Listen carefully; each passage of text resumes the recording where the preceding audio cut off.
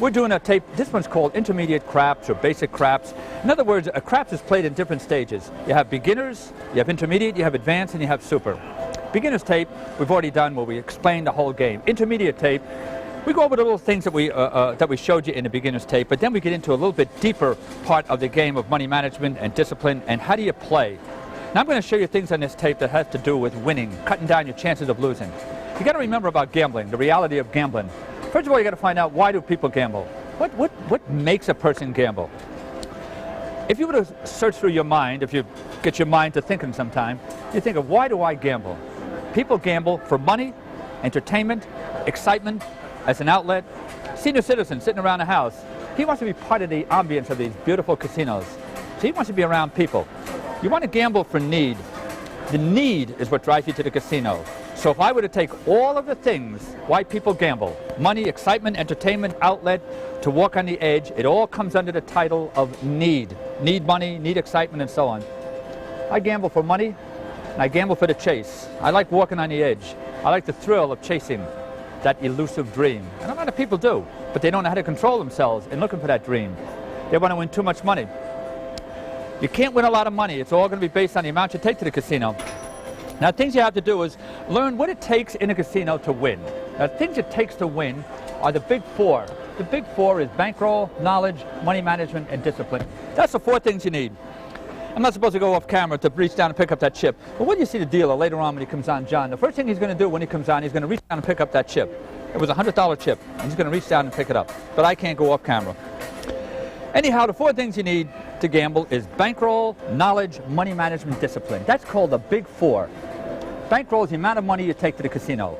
The amount of money that you take to the casino tells you what your bankroll size is. It could be $100, $300, $1,000, $3,000, whatever. Don't think that a bankroll means $10,000. It doesn't. If you don't have $10,000, your bankroll is $300, that's what it is. But you have to play according to your own bankroll. The second part of the big four is knowledge of the game. You know what knowledge means? Do you know the game? In my house, I demand nothing less than perfection. I get nothing more than mediocrity, so I don't accept it. But I don't pay attention anyway. But in a casino, if you have anything less than perfection on the table, you're not going to win. You have to know the whole game. The reason you have to know the whole game is that you avoid the things that's going to cause you to lose. So knowledge of the game means being perfect, nothing less. Money management. What do you bet when you win? What do you bet when you lose? You see these dorks sitting at a table. They haven't got a clue what they're going to do. In fact, they'll ask a passerby, what should I bet on the next roll of the dice? Because they're too dumb to find out what should they do. It should be predetermined. Money management is the key to getting to the winner's circle in gambling. And discipline, that's the whole ball game. The ability or guts to quit when you've lost a certain amount or won a certain amount. When I walk up to a table, I have my bankroll broken down into sessions. Suppose I brought $300 to the casino. $300. That means that's my bankroll. I will break that $300 down into three separate sections of $100 apiece. If I had $600, I'd go to three tables with $200 apiece, or four tables with $150 apiece. But you break your bankroll down into various sessions. When you walk up to a session, the amount of money, the percentage of that bankroll, has to have two things attached to it. The two things attached to it is your loss limit and your win goal. Your win goal should be 20%. Your loss limit is 50%. You should never go to a table and set a loss limit lower than 50% or higher than 50%, right on the 50%. But you're not wrong if you lose 20%, 30%, 40%, but you can't exceed the 50%. That's your loss limit and your win goal. Now, I have the bankroll. I've got enough money to play. I have knowledge of the game. I know how to play, I know the whole game. Money management, I know what to bet when I win and what to bet when I lose. I have discipline. I've got the brains and the guts to quit when I win a certain amount. I am the best player in the casino. My chances of winning is 50-50. That's all.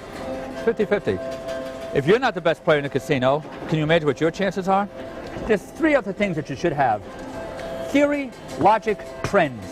Theory is an opinion on how you play the game. My opinion, my theory, is very, very conservative.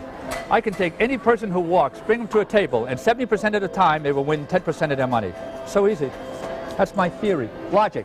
Anything to do with gambling has a logical explanation. I'm not going to tell you to do things that you wouldn't do if you were using your brains when you walk into a casino.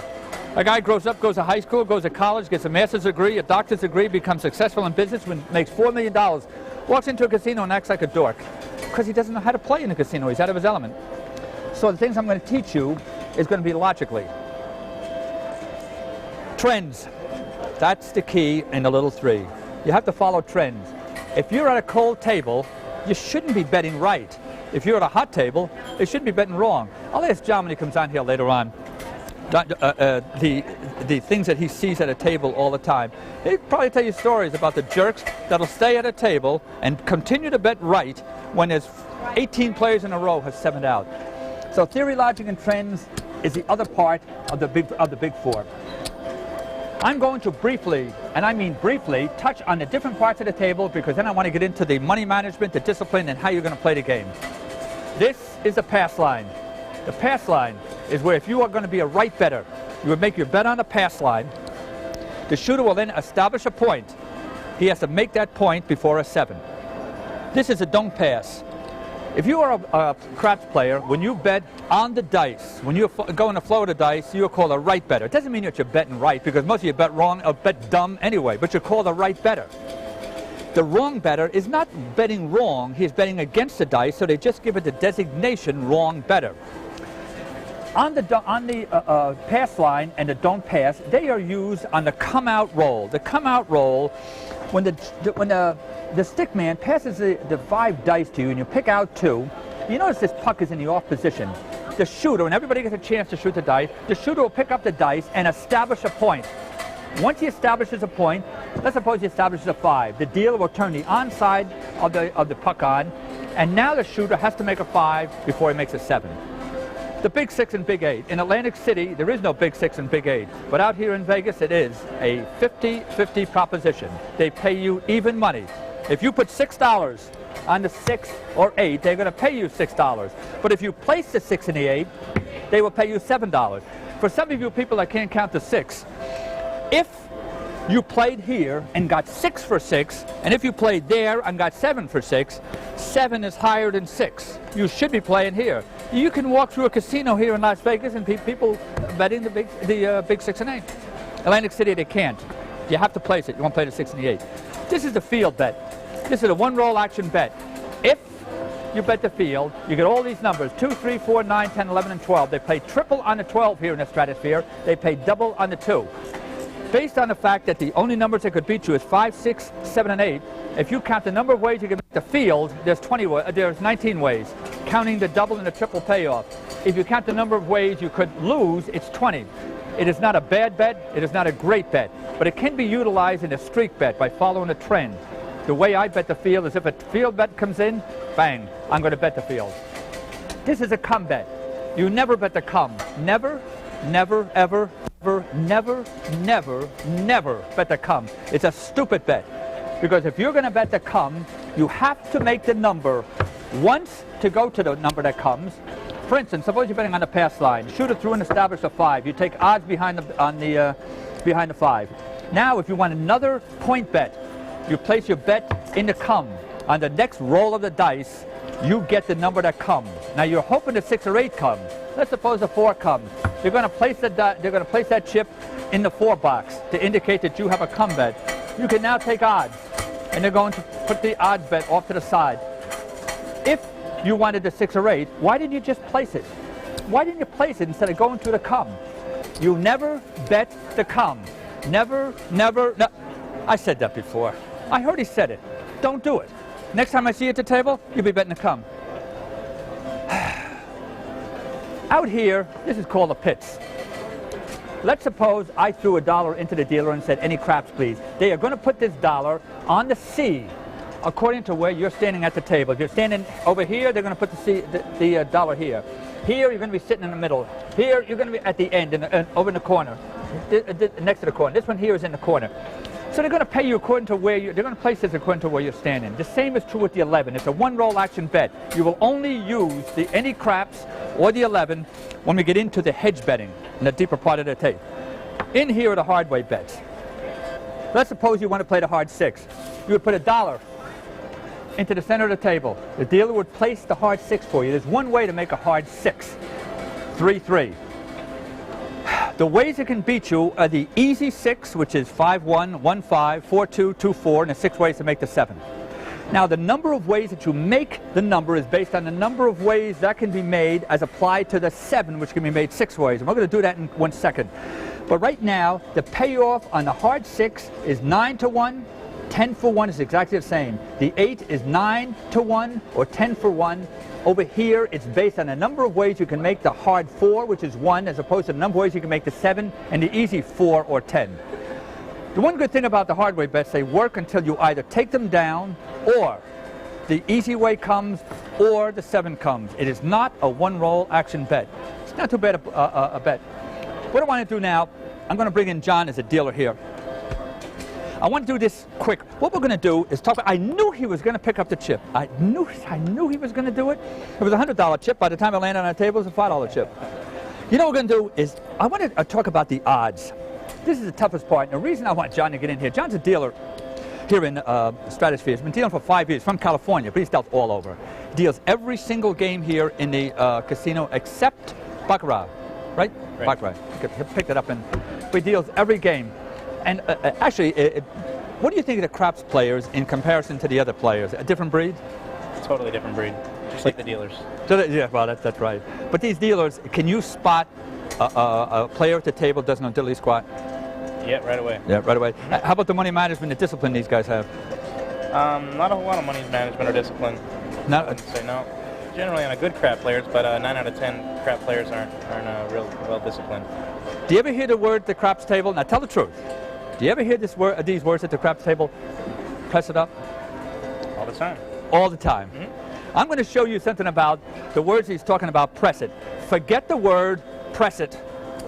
When I asked him that question, I knew he was going to say, of course they're going to use press it. They have no money management. They have no discipline. But the crap shooter, the real crap shooter, if you could get up to the table and play the things that offer you the least chance of losing. I'm going to give you a sentence to remember. I'm going to give you a sentence. See if you can remember it.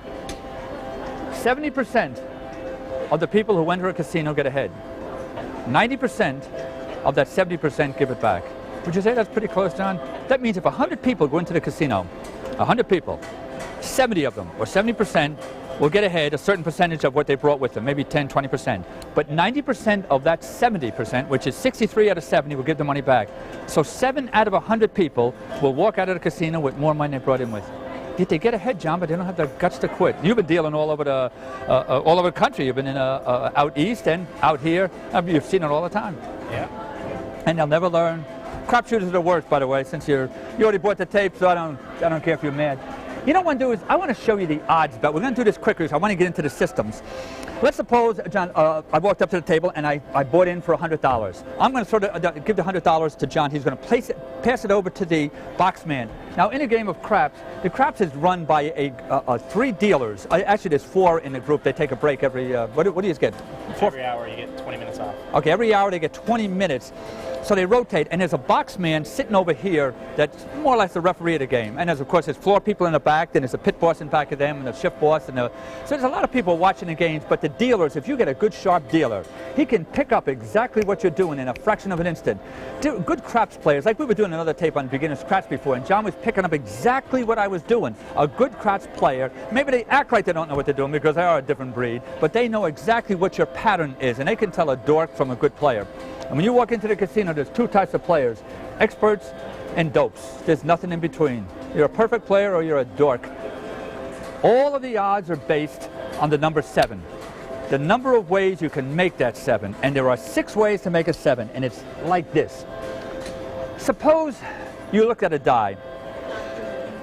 There are 6 numbers on that die. A 1, 2, 3, 4, 5, or 6. The 7 is so powerful that no matter which number I throw out on that first die, I'm halfway to a 7. If you were to look at a dice, if the 2 is on this side, the 5's on the other side. If the 1 is on this side, the 6 is on the other side. If the 3 is on one side, the 4 is on the other. So you're always halfway to a 7. If I were to drop this die down, no matter which number comes on that die, I'm halfway to a 7. 4 came. The 3 could come on the other die. Suppose I was placing the bets. There is no way in God's name I can make a 4. No way. Because the other die is going to take us off of the 4. So I'm going to be 5 or better. Suppose the first die that I threw out was a 1. Suppose a 1 came on one die. There is no way I can make a 10 or a 9. If the 6 came on the first die, there's no way I can make a 6, a 5, or a 4. So knowing all this, it helps you to cut down your chances of losing by avoiding the things that's going to cause you to lose. Now, when I walk up to a table and I bought in like I just did, John gave me $100 in chips. The basic way of playing craps is bet on a pass line. $5 bet.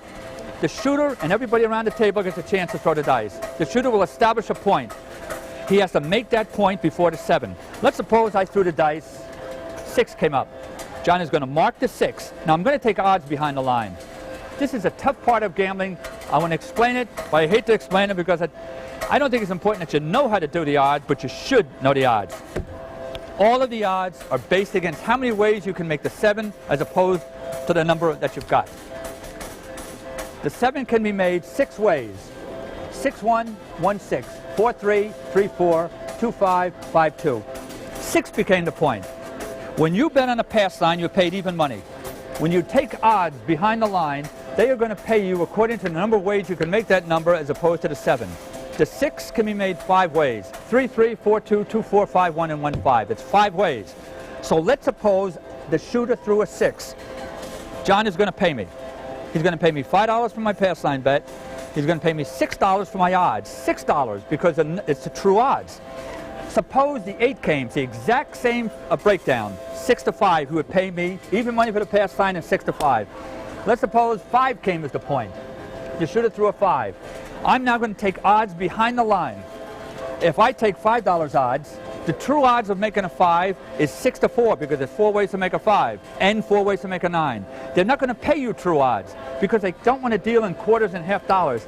The true odds is 7.5 to 5, so they can't pay you 7.5 to 5. So they ask you, can I have some whites, please? Oops, I got one. But give some whites. What they ask you to do is place another dollar bet on top of your odds bet. I've got $6. You see what $6 would come to? 3 $2 bets. Since the true odds of making a 5 is 6-4, or 3-2, or 7.5 to 5, which is all the same, I've now made this a $2 bet on the odds, and they're going to pay me. John, suppose the odds come in, the 5 comes in. Here's what he's going to pay me: $5 on the pass line and $9 behind the line. The reason he's paying me $9 is because he's paying me 3-2, 3-2, 3-2. He took the $5 and gave me 10, which means I got $9, $3 for every $2 bet. So the 5 and the 9, the true odds are 3-2. Go to the 4 and 10, the easiest of all. The 4 and the 10 can be made 3 ways. The point became a 4, I took odds behind the line. If the 4 comes in, he's going to pay me even money on the pass line bet and true odds behind the line for the 4 to 10. It can be made 3 ways. They're paying me. The 4 can be made 3 ways as opposed to 6 ways to make the 7. The odds are 6-3 or 2-1. So he paid me 2-1. Pass line betting has been handed down for years and years. I'm going to show you how not to do it. I'm going to show you how to properly play the game. We're going to do right betting and wrong betting. This is why I don't want you to bet the pass line. This is why I don't bet the pass line. If you ask any crap shooter, what do you think, John? What do most crap shooters want as the point when they're coming out? What do you think they want? 6 or 8. 6 or 8. Yeah. By the way, we don't rehearse this. The reason he's saying 6 and 8, 6 or 8, is that the number of ways you can make those numbers. And obviously, the 6 and 8 is the best numbers to come because there's 5 ways to make a 6 and 5 ways to make an 8. But when a shooter throws those dice, the people, which is about probably 100% of them, they know craps, want the 6 or the 8. So you count the number of ways you can make the 6 or 8, which is 10. Let's figure the number of ways you can make the other numbers. The 4, 5, the 9, and the 10 can be made 3, 4, 3, 4. That's 14 ways to make numbers you don't want and 10 ways to make numbers that you do want. So why make a bet on the pass line and take the chance of a 14-10 edge against you? That means if 2 of us walked up to the table, this guy here bet the pass line and said, oh, God, please let the 6 or 8 come. But he's got 14-10 against him. I'm standing next to him. I bypass the come-out roll, and after the point is established, I drop him on the table, say, John, place the 6 and the 8, please. I get the 6 and the 8. Oh, by the way, the dice came out. John picked the number. Point is 4. It doesn't matter what the point is. If the point is 4, 5, 6, 8, 9, or 10, I'm going to place the 6 and the 8. That means I get the 6 and the 8 100% of the time. The best number at the table, and the number, like John says, it's the number that everybody wants. Why shouldn't they want it? It's the best numbers at the table. You see what we did here? We covered everything on the table. Now look at this. We have covered the pass line, the don't pass, the big 6 and 8. We've covered the field, the come bet. If we had the camera space, we'd show you that we covered the pits over there, the hard away everything. The only thing we left open is the 6 and the 8. If every person that played craps, every person in the world that played craps, would walk into a casino, bypass a come-out roll, place a 6 and the 8, take one hit and come off, the casinos would be thinking of different ways to change the game. But they won't and they can't. John, kill that. I'm going to show you this. I'm going no, the 6 and the 8. I'm going to show you things that I'd like to see you do. I'm going to go over them quick. You got to rewind on your tape, so go rewind it. If you're borrowing from a friend and you're too cheap to get the tape, just memorize what I'm going to tell you. A, first time. Bypass the come out, John will pick a number that comes as a point. Doesn't matter. This is the way you're going to play. Let's suppose you walked in with $50. You got a small bankroll. A, bypass the come out roll. After the point's established, no matter what the point is, you drop your money on the table and you say to the dealer, 6 and 8, please. John is going to give me $6 on the 6 and $6 on the 8. Now you got the two most powerful numbers on the table. He gave me a $3 change. I put it up in here. I have 10 ways of winning, 10 ways of making a 6 and the 8, and 6 ways of losing. The shooter throws and throws and throws. I don't care what the 5 is. If he makes his 5 point, if he makes it, John is going to take the marker off, put it over here, the game is over. But the 6 and 8 does not work on a come-out roll unless you say 6 and 8 working, please. Now what you're going to do is you're going to sit there with the 6 and the 8. This is a very basic way of playing. Maybe in the next game you come out and you reestablish the 5. John, mark the 5. Let's suppose the shooter throws a 6. John is going to pay me $7 on the 6. I am going to say to him a couple of things. One of the things I'm going to say is, if I want to stay up, same bet please, which means give me my $7, leave the same bet up there. If I wanted to increase my bet, the words I hate to hear at a casino, press it. This is what this is. See what John's doing? He's pressing the bet, which means he's increasing his bet. Why would anybody with a half a brain, which is what most of you people bring to the casino, it must be a half a brain because you couldn't be that smart to keep increasing your bet and leaving double the amount of exposure out there. What I would do is take my $7 profit and say the 3 magic words, take me down. So on the first or the A approach, A, bypass the come out roll, place a 6 and 8, take one hit, take me down. Take me down. Both bets are coming down. Now I sit there until the next game starts. Next level. Bypass the come out roll, place a 6 and 8, $12 each. $4 more. Oh, I'm sorry. I knew he'd catch me again. $2 more. $2 more. $12. Now, after the first hit on a 6 or 8, John's going to pay me $14. Regrets down to 6 and 6, please.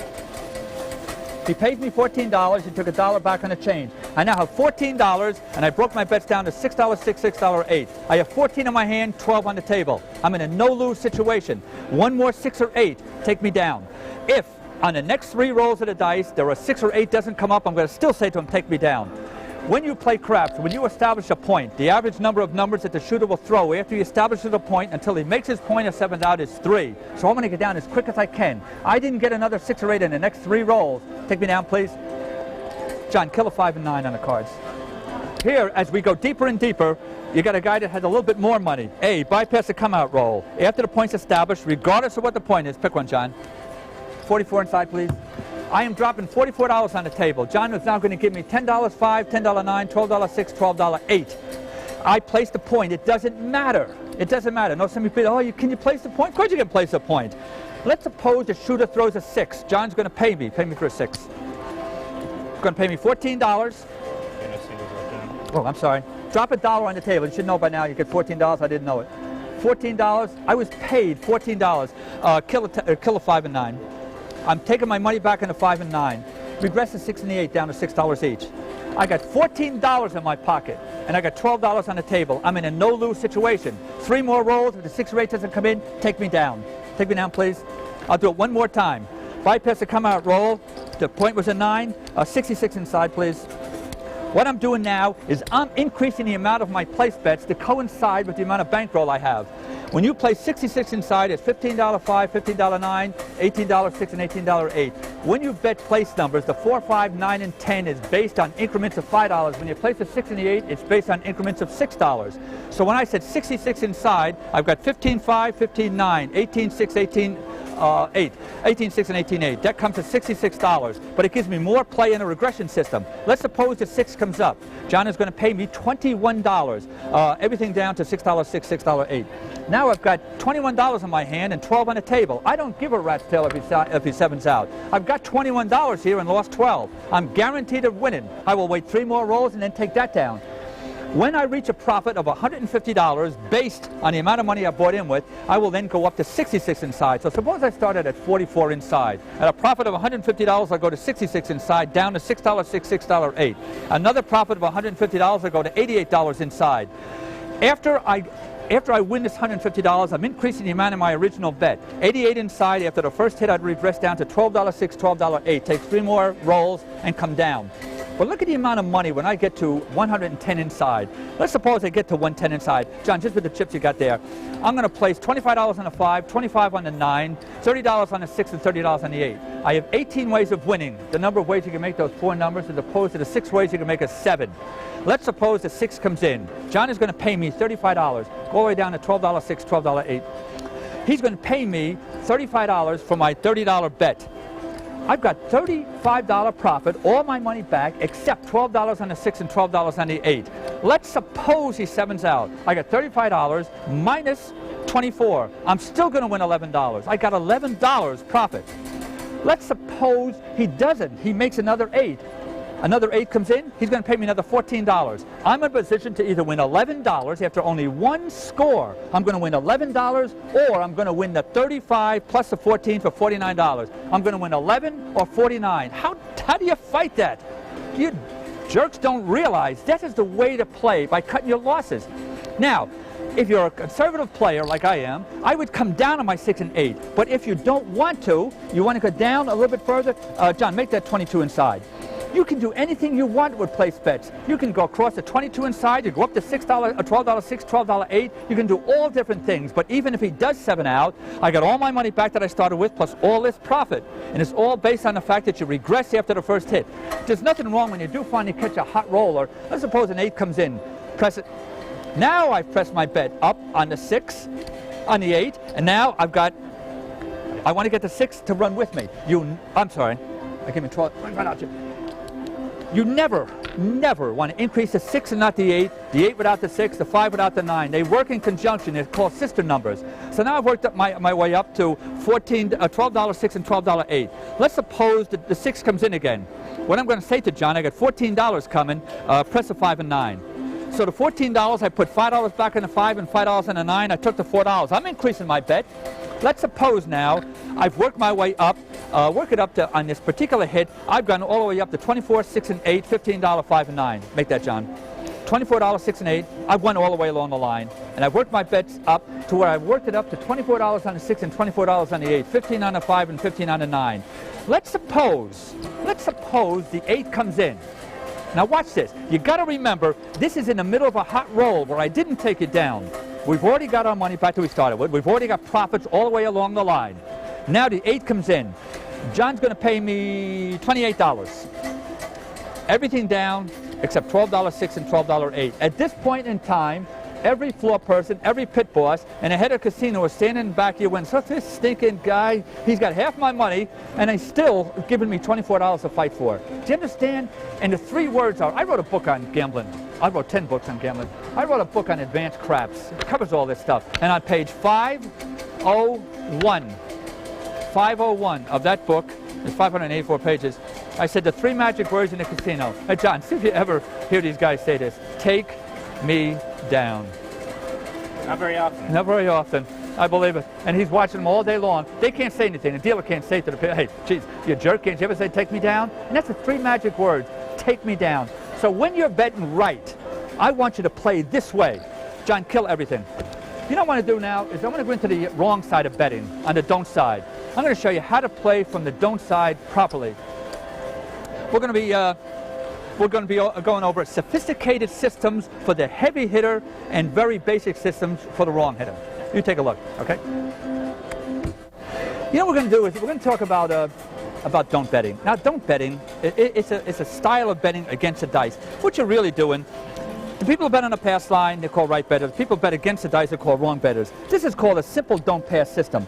Now, the dice are coming out. There's people betting the pass line all around the table. Let's suppose I'm going to bet don't pass. You put your $5 on the don't pass line. On the come out roll, just opposite to the right betting, if the 7 or 11 comes, you lose. If the 2 or 3 comes, you win. You see this word here, it says don't pass bar 12. It doesn't say don't pass bar.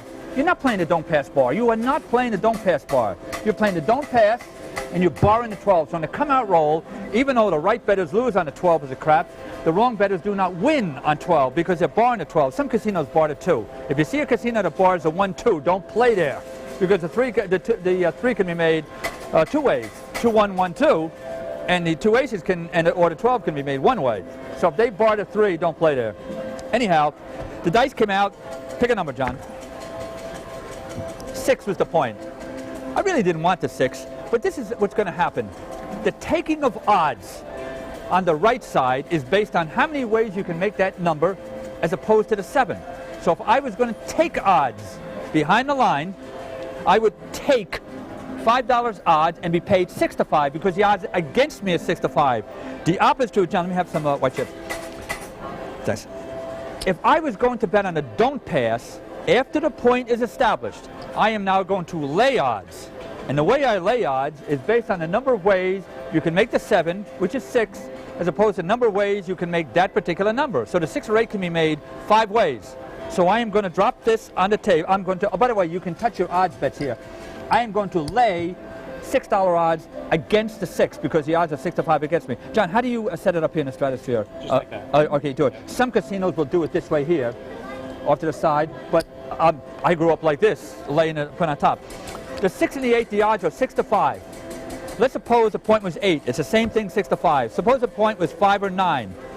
The odds on a 5 or 9 is 3 to 2, 6 to 4, or 9 to 6. So I am going to lay odds of 3 to 2 in any increments I want, up to the amount that they will let you lay. In this case here, suppose you're a basic bettor, I am going to lay $9 odds against the 6. I beg your pardon, against the 9 or the 5. So the odds are 9 to 6. Let's suppose the 7 comes. Of course, if the number comes, I'm going to lose. But suppose the number comes. Watch what John pays me. When we do it this way, we do it like this. Oh, they did say, okay. Always say, yeah, show me. This is why they lay the odds on a 5 or 9. See what he did? He paid me $5, even money, for my no 9. It's a good bet. I'm getting paid even money, even though the odds are 6 to 4 in my favor. That's a good bet. But you got to get past the 7 or 11 on the come-out roll. Then he paid me $6 for my $9 odds bet. Let's suppose the point was 4 or 10. Point was 4, I'm going to lay odds. $10 odds. The 7 comes in. He's going to pay me $5 for my no bet. He's going to pay me $5 for my 10 to 5 lay bet. He's paying me the true odds of what I'm putting on the table. I put $10 on the table. He paid me 5. If I put $20 odds, he'd pay me 10, and so on. He'd pay me 1 to 2 because the odds are 1 to 2. Okay, now I walked up to this table. The point became a 4. I placed $5 on the don't pass, and when the point became a 4, I want to lay the odds. I don't lay the odds because I like odds. I do not like odds. Odds are a dumb, stupid bet. Why would you go to all the trouble of establishing a point right now? Suppose I establish 4 as my point. I have the 4 for $5. Let's suppose a guy standing next to me also made a bet on the don't pass, and he laid odds. Let's suppose the 7 comes in. John is going to pay me $5 for my pass. Pay me $5 for $5. He's going to pay this other guy $5 for his pastime bet and 5 for 10. That means he is risking $15 to win 10. I'm risking 5 to win 5. Why did he put an extra $10 out for 5? I'll never understand it. I do not lay odds unless it's for a purpose. Suppose I was betting on a don't pass line. I was betting on a don't pass, and the 4 became the point. We'll make the 4. Now, I want another number. Here's what you do. You lay the odds against the 4, which is 2 to 1. You put $5 in the don't come. If the 7 comes in, I'm going to win here, but I'm going to lose this $5 bet. So let's suppose the shooter throws a 7. He paid me $10, and I lost my $5 bet. I still had a $5 profit. What I'm trying to do is protect, with these odds bet, the don't come bet. Let's suppose the 5 comes in. This $5 bet is going to go behind the 5. Now I'm going to take down my odds as quick as I can. I now have $5 on the no 4, $5 on the no 5. I want to establish another don't come bet. I don't have to lay odds, because by putting $5 in the don't come, the 7 can't hurt me. If the 7 comes, I'll lose this bet here, but I win $5 on the no 4, which is a point. I win $5 on the no 5. So without laying odds, I am now risking $5 to win 10. The only thing that can beat me, of course, is the 4 to 5 coming back. But the 7 can be made 6 ways. If the 7 comes in, I've got 2 bets to win on. And if he is going to make a number, since there's only 3 ways to make a 4 and 4 ways to make a 5 as opposed to 6 ways to make a 7, the odds are in my favor. I'm in a no-lose situation. The reason I'm making that bet is to protect my bet. Let's suppose on this particular number now, the 9 comes in. John is going to move the $5 behind the 9. Now I have no 4, no 5, no 9. I've got 3 powerful numbers. I have options at this point. I can, A, leave this bet here with no 4, no 5, and no 9. The only way he's going to beat me is by coming back and beating those numbers, but he's got to throw those numbers one at a time to beat me. John, give me some whites, please. What I'm going to do now is I'm going to do a little bit of hedge betting that's going to give me the opportunity of betting right and wrong at the same time. I'm going to drop $12 on the table and say to John, 6 and 8, please. I'm now going to play $6 on the 6 and $6 on the 8. I've got $5 no 4 on the don't pass, 5 on the don't come no 5, 5 on the don't 9. I've got $6 placed on the 6 and $6 on the 8. I'm betting both ways at the same time. If the 6 comes in, I'm going to win on the 6. If the 8 comes in, I'm going to win on the 8.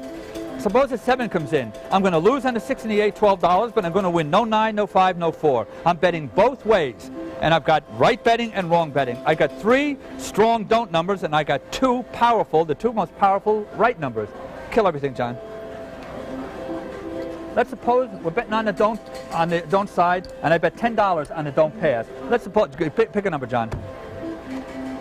9 was a point. I'm now going to lay 3 to 2 odds against the 9. The reason I'm doing that is to protect myself with a $10 bet and the don't come. Let's suppose the 6 comes. John, you know what we'll do? We'll make the 5 come. Let's suppose the 5 comes. All right, I protected myself. The 5 came. I now have $10 on the no 5, $10 on the no 9 with odds laid. I'm now going to, by the way, if that number comes, they're going to bang me on my bet. I'm going to go down. Remember this number. You only replace twice. Let's suppose I had bet $10 on the don't pass, and I came through the don't come and established a 5 as my no number. Then the shooter came back and banged my 5. He would take it down. I'd come back through again to establish it again. Let's suppose the 5 came again. I take my odds off. I have no 5. And suppose the shooter banged the 5 back again. Down goes my 5. I'm going to stop. Stop right there. All I'm going to do is sit with the no 9. I get the odds 6 to 4 in my favor or 3 to 2. This particular shooter, you never let one shooter beat you. In this case here, let's suppose I went through the don't come. I established a 5 on my $10 bet in the don't come. I now remove my odds. I have $10 no 5 and $10 on the no 9.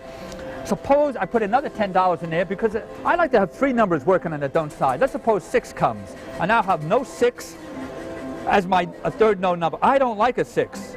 I don't want a 6 to beat me. You have 2 options. I can say, heart 6, please. I'm throwing it into, don't forget, John doesn't take care of that. The stick man will take care of that. I'm supposed to throw it over there. The heart 6. What I'm doing now is cutting down my chances of losing from 5 down to 4. So if the 6 comes in, if it comes in easy, I'm going to lose both ways. But if it comes in hard, I'm going to lose the $10 on my no 6, but I'm going to pick up $9 on my hard 6. So I've hedged my bet. But this is a stronger way of hedging it. Instead of kill the hard 6, John. Instead of taking the hard 6 and as your hard way bet, I'm now going to place $6 on the table and place a 6, please. What I've done now is I am placing the 6. I do not want the 6 or 8 beat me, because if I'm a right bettor, I want the 6 and 8 working for me. Well, if I'm a wrong bettor, I don't want the 6 and the 8 to beat me. When you place the 6, you have $10 on the no 6. If the 6 comes in, I'm going to lose the $10 behind the 6, and I'm going to win 7, which means I'm going to lose $3. Going to lose 3. If the 7 comes in, I'm going to lose $6 and win $10 for a profit of $4. I'm risking 3 to win 4. And since the 7 can be made 6 ways, as applied to 5 ways to make the 7 can be made 6 ways, applied to 5 ways to make the 6, the odds are 6 to 5 in my favor. So I got the odds in my favor and the profit in my favor. Always, when you bet the don't side, place the 6 or 8 on a $10 bet or higher to hedge it off. Kill everything, John. Let's suppose we walked up to a table and we bet $15 on the don't pass. I'm afraid of the come out roll, the 7 or 11 beat me. There's nothing I can do about the 7, but I can protect myself. John, give me some whites, please. What I would do is drop $1 into the stick man and say, give me the 11, please. What I'm doing now is throwing $1 on the 11. The 11 now is going to cut down the ways I can lose. So if the 7 comes out, I'm going to lose $15 here, because there's no way of protecting it until I get to the other system, the next system. If the 11 comes out, I'm going to be paid $15 on my 11 bet. So I'll lose the $15 on the don't pass, but I'll pick up $11 here, so it's a wash. The bet on the come out roll where I win on 2 or 3 is a free bet. So I'm going to get paid if the 2 or 3 comes on a come out roll. And the only time I bet the 11 on a come out roll is when I have a $15 bet or higher. It's an option bet, but I will bet the 11 to protect myself on a come out roll. Okay?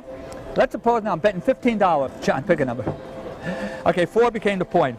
I'm now going to lay odds against the 4. 1, 2, 3, 4, 5, 6. I'm laying odds against the 4. In this case here, now I'm going to take the hard way bet.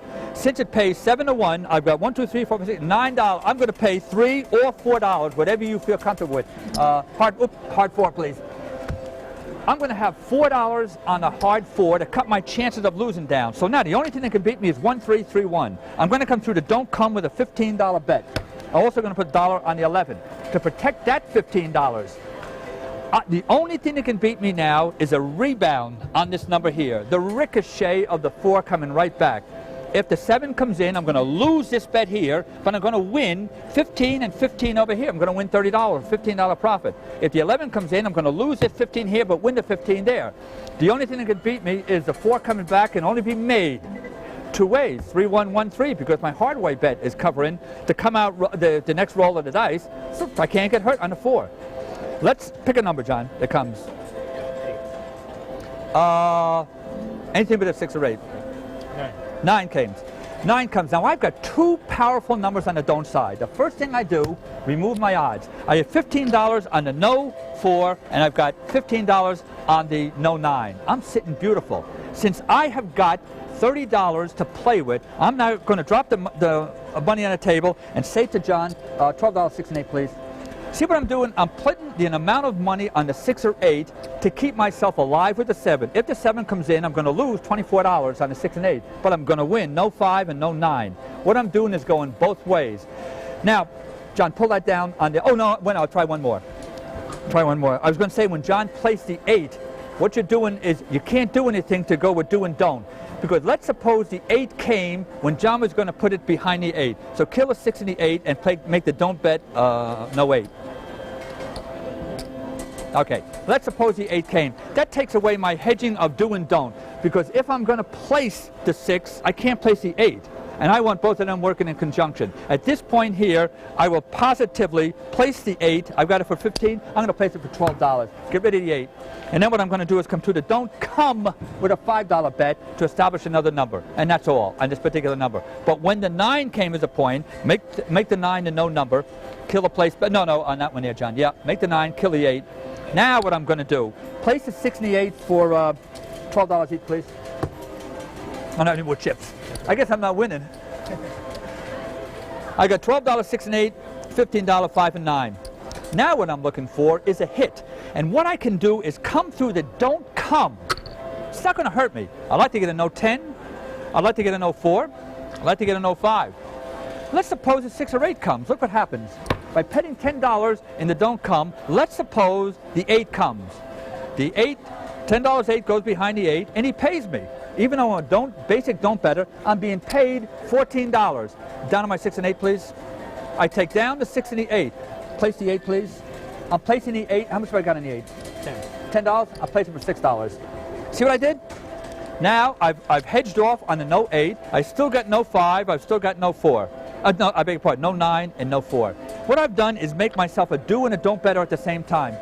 Let's suppose you're betting on a don't pass, and 3 times in a row the shooter throws on a come-out roll of 7 or 11. I put $5 down here. 7 comes. No, we're doing come-out roll.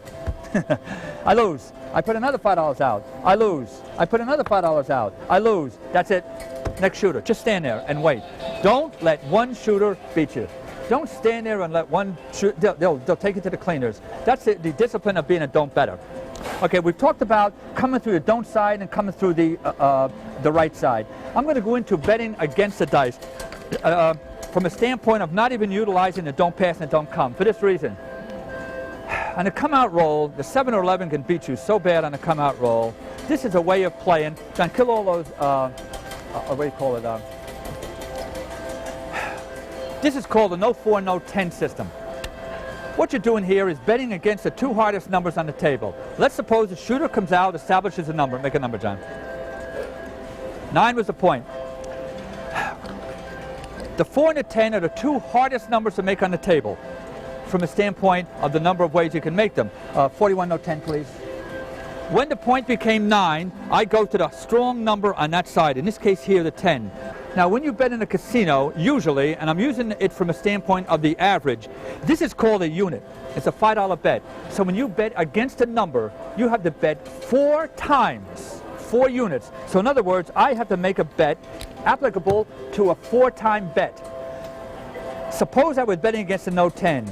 Since the odds against a 10 coming is 2 to 1, I have to bet $20. Well, to lay against the 20, I have to lay 40, which is 2 to 1. But I also have to make a bet based on the fact that I'm not fighting the 7 or 11 on the come-out roll. So I have to make a $5 bet. It's $1. It's based on 5% of the amount you could win. Since I could win $20, I'm betting 5% of $20. So I said to John, 41, no 10. The 40 to 20 that I have to lay, minus the $1. Now they take the $1 on both sides. I'm taking the hardest number that could come. The only thing that could beat me now is the 10. So even though I'm laying against it, I'm going to go back and say, hard 10, please. I'm putting $5 on the hard 10. The only thing that beat me now is 6 and 4. I'm going to come through the don't come with a $15 bet. But the 11 could beat me. $1 on the 11, please. You see what I've done? I have taken a 41, no 10 bet. If the 5 was the point, I'd lay 41, no 4. If the 4 was a bet, I'd lay 41, no 4. If the 6 was a bet, I'd lay 41, no 4. See, you had the choice of what you're going to do. In this system here, it's called a 41, no 10. But this is a number I want to establish, but I want to get out there. The only thing that can beat me now, if the 7 comes, I don't give a rat's tail. I'm going to lose the $15 here. I'm going to lose my hardware bets, but I'm going to win $19 back on the 2 to 1 lay against the 10. So let's suppose the 5 comes. As soon as that 5 comes, the $15 moves behind the 5, down to my no 10, please. Now I've got to take my 10 back. I used the 10 to protect my don't come bet, and now I established a bet on the no 5 without worrying about the 7 or 11 beating me. 7 or 11 didn't beat me. Now, since I don't need the hard 10 anymore, down on the hard 10, please. I take my hard 10 back, but I did lose the 11. So it cost me $1 to get a strong don't number. And then we go into the hedging process. You could sit with the $15, no 5, or you could place it for $5, or you could place it for $10. Let's suppose I place the 5, please. What John did is he placed the 5. Now if the 5 comes in, I'm going to be paid $14 and I'm going to lose 15. So the worst I can lose is $1. Let's suppose the 7 comes in. I'm going to be paid $15, lose 10 to win 5. I'm risking $1 to win 5. $1 to win 5. John, make that a $5 place bet. Let's suppose I place it for $5. That means if the 7 comes in, I'm going to win $15 on the no 5. I'm going to lose $5 here for a $10 win. If the 5 comes in, I'm going to lose 15 to win 7. So I'm risking $8 to win 10. You're always in a position where you can't hurt yourself. You can hedge any number, 9, 10, 5, or 4 on the table. The 6 or 8, I don't hedge, only to use it myself to save the money. But I do not use it for a profitable situation. You know, there are dollar bettors that's been playing out here in Las Vegas for years and years. They play at low minimum tables. They look for this hedge betting all the time. Kill everything, John. I'm going to show you something. Now, some of you people sitting there saying, oh, I'm not going to bet on the come-out roll. There's no way that I want to put 41 out at one time. And I'm not knocking you for that. You don't have to lay 41, no 10, but that's what this calls for. Let's suppose you want a system. I call it the Patrick system. Well, maybe I got an ego. The ego is that I named it after me. I could have named it after anybody, but I couldn't think of anybody. So I named it after me. It's called the Patrick system. It's a system devised to kill the 7. If everybody in a casino that are don't bettors played this Patrick system, the casinos would stop you from playing it. I'm going to play the Patrick system. I'm going to play do and don't at the same time. That means the 7 can't beat me. If the 7 comes in on the come-out roll, I'm going to win this bet here, I'm going to lose this bet here. If the 11 comes in, I'm going to win one side and lose one side. If the craps comes in, I'm going to lose here and win here. The only thing that could hurt me is the 12. If the 12 comes in, I lose here, but it's a break even here because it's barred on the come out roll. Why am I doing that? The reason I'm playing this way is to beat the 7. You're going to say, well, you're going to just mark time back and forth. No, I'm not. I'm looking for a point number to be established, but the 7 or 11 will never beat me. You can't beat me with the 7 or 11. Give me a point, John. John marked the 5. I am now going to lay odds against the 5. As soon as I laid those 9 to 5 odds, as soon as I laid the 9 to 6 odds against that 5, I can now protect my don't come bet by coming through the don't come. Give me a number that comes, John. 4 came. I now remove my odds. The 5 on the come out roll is a wash. What I've done is take the 7 or 11 away from the table. You know what I want you to do? I want you to listen to a system called a ricochet system. This isn't going to hurt you that much, but this is a favorite system of mine. What I'm going to do is I'm going to go over this system. It's called a ricochet. Ricochet. Reasons of the ricochet is you're going to pick it up on your own. Again, this is for the don't bettors, by the way. Again, you do not bet on a come out roll. Do you notice what I talked to you about before about betting on the right side? You don't want to bet on a come out roll because you don't want to get numbers that you don't want, and you want to have the ability to come down anytime you want. Well, the same is true on the wrong side. You want to get the numbers that you want, you personally want as a don't better. And you've got to get away from the 7 or 11 on the come out roll. Hey, John, isn't that's the thing? The 7 or 11 on the come out roll beats the don't better. And you can hear them screaming and yelling. I mean, you've seen it, I guess. A shooter will throw a number of 7 or 11s in succession. Right. And they don't come down, John. They still keep going back. You know, a pet peeve of mine is going to a table and watching a shooter, watching a player play from the don't side, and watching shooters make point after point after point, and they still keep bucking that trend, you know? All right, you're not betting on a come-out roll because you don't want the 7 or 11 to beat you. Give me a number that comes, John. He picked 5. Split the table in half on the place bets. If the 4 became the point, you lay 41 no 4. If the 5 became the point, you can either lay 41 no 4 or 31 no 5. That means you got the strong numbers. If the 6 becomes the point, you don't have to lay against the 6 with the ricochet system. You can either lay against the 4 or the 5. Now, when the 6 becomes a point, I lay against the 4. See what I do when I broke the table in half? If the 4 becomes a point, I lay against the 4. 5, I lay against the 5 or the 4. And if 6 becomes a point, I lay against the 4. Let's suppose the 8 became the point. 41 no 10. You see what I've done? I always make it that the only numbers that can beat me with the hard ways are hard 10, please. See what I've done? I further cut down my chances of losing because I want this number to be protected. The don't come. Let's suppose, give me a number, John. Oh, by the way, I'm sorry, $1 on the 11. So when I came through with a $15 bet and the don't come, I threw $1 on the 11 to protect myself. 9 came on the don't come. It goes down, don't come on to 9. That's right. The $1.11 went down. Down on my no 10, please. He gives me back my no 10. Down on my hard 10, please. He gives me back my hard way 10. It only cost me $1 to establish a $15 bet on a number that can't hurt me from a standpoint of odds. Now you go back again to the options you have. You want to stay with the no 9? Perfect. You want to establish another no number? You would come through the don't come. That means you're looking for, if the 7 comes, you're looking for a $5 profit. Because if the 7 comes, you're going to lose the $10 in the don't come and win $15 on the no 9. If the 11 comes, you're going to lose the $10 in the don't come. However, if the 2 or 3 comes, you're going to win $10. So that the possible loss of $10 on the 11 is offset by the possible win on the 3, which can be made 2 ways each. And you also have a free bet on the 2 aces. So the odds are 3 to 2 in your favor. You're going to win $10 to establish this no number. Place pick a number, John. 5. He picked the 5. I now have $15 on the no 9 and $10 on the no 5. I can now, if I want to, sit with just the no numbers, or I can place the inside numbers of 6 and 8 and look for a hit on the 6 and 8, please. Now what I've done is I've become a right and a wrong bettor at the same time.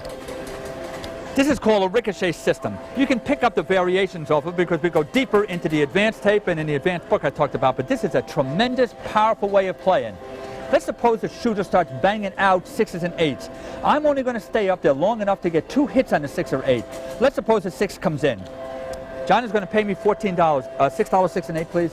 So now I've regressed my bets down to $6, 6 and $6, 8. I still have $5 on a 5 and $15 on a 9. Let's suppose somewhere along the line you want to take a $5 bet, I'll place a 9, please, just to cut down the possible amount of total loss. You can place it and you come down anytime you want. The only thing I don't want you doing is taking down the 9 or the 5. Take everything down, John. I want to show you something else for you don't bettors. And I'm going to ask John after I do this. I want to show you something. Kill the whole game. Let's suppose you're betting on the don't pass. 6 becomes the point. Hey, John, have you ever seen this? The player will say to the dealer, down the 6, don't go. I want to pick up the 6. Yeah. You know, it amazes me. These jerks can't count. When the 6 becomes the point, or the 8, they don't want that number. They don't want it. They say, I don't want the 6 or 8. It's too easy to make. But don't take it down. Place it. Go back and place it. If you want to, place $6 and you can offset it. Or go back and play the hard way bet. But never say, I'm going to take the bet down. Never, never, never. Suppose you were betting $10 on the don't pass and 6 became the point. Here's the way you do it. Place it. I just explained it to you. You're risking $3 to win 4. Don't take it down and not have a chance of winning anything, but you can win $4. You're like throwing $4 back to the house. It's a dumb bet. It's called hedge betting, and it works. Take everything down, John. I'm going to show you something just to go in just very briefly. I'm going to show this because it may be a little bit deep, but it's something that what it does, it protects the people. I don't want you betting on the pass line. I don't want you betting the pass line. It's just, if you come over to my way of thinking, which is a very conservative style, you'll see that the pass line and the don't pass line is too dangerous for us. But if you're going to bet the pass line, suppose you're going to bet $15 on the pass line. What you could do is bet $1 on the aces, $1 on the ace deuce, and $1 on the 12. What you're doing now is that you are protecting yourself on the come out roll about the craps beating me. Now what I'm going to do at the same time, 6 and 8 please. You know what I've done? I placed the 6 and the 8 for $6 each. I have $15 on the pass line. I have the any craps covered. I have the ace deuce covered, and I got the 12 covered. Let's suppose the 2 aces come in. If the 2 aces come in, the place bets don't get affected, but they're going to pay me $30. That's it. I lose my $15, but they're going to, let John do it. The 2 aces come in. They're going to pay me 30 to 1 on my 2 aces. Of course, I'm going to lose on the ace 2 and the 12. Suppose the 12 comes in, the exact same payoff. I lose the $15 on the pass line, the 6 and 8 is not affected, and he's going to pay me the 30 to 1 payoff, minus the bets on the ace, deuce, and the 2 aces. The profit. Look at the profit I made when the craps came in by betting the pass line. Let's suppose the 2 aces come in. I lose my $15 on the pass line. I'm going to be paid 15 to 1. I made a $2 bet. Did I make a 3? You said aces rolled. Ace deuce. Ace deuce. Ace deuce is paid. I am now going to be paid $12. But when you bet this, you have the option of betting $1 on the aces, $1 on the 12, and $2 on the ace deuce because it only pays 15 to 1. I only paid 1, 1, and 1. But suppose it's called 3-way craps, $2 on the ace deuce. What I've done is I put $1 on the 12, $1 on the 2 aces, and $2 on the ace deuce because the payoff is only 15. Now watch what John does. He took my $15 on the pass line. I didn't get paid for the 6 and the 8. I lost on the aces and the 12, but he's paying me for the 15 to 1 payoff on the ace deuce. I got this profit with a $2 bet on the ace deuce. If the 4, 5, 9, or 10 becomes the point, mark any one of them, 4, 5, 9, or 10. Give my $15 back. If the 4 or 5, 9 or 10 became the point, I now have established a point on the 5. I take my odds behind the line. In this case here, I took $20 odds, paid to base 3 to 2. The 6 and the 8 wasn't affected. I lost the $4 on the 3-way craps. I've established a number, and still, and understand this last part, I still had the opportunity on the come-out roll that if the 6 or 8 came as the point, I was going to get paid. So the 4, 5, 9, or 10 doesn't hurt you. It takes down your 3-way craps, leaves the 6 and the 8 up, and gives you the chance of taking your pass line odds. But suppose the 6 or 8 came as the point on the come-out roll. Look what happens on. By the way, when I gave that 6 and 8 to John, I didn't say it, but the 6 and 8 is working. So I make the 6 and 8 working on a come out roll. See the button he put on there?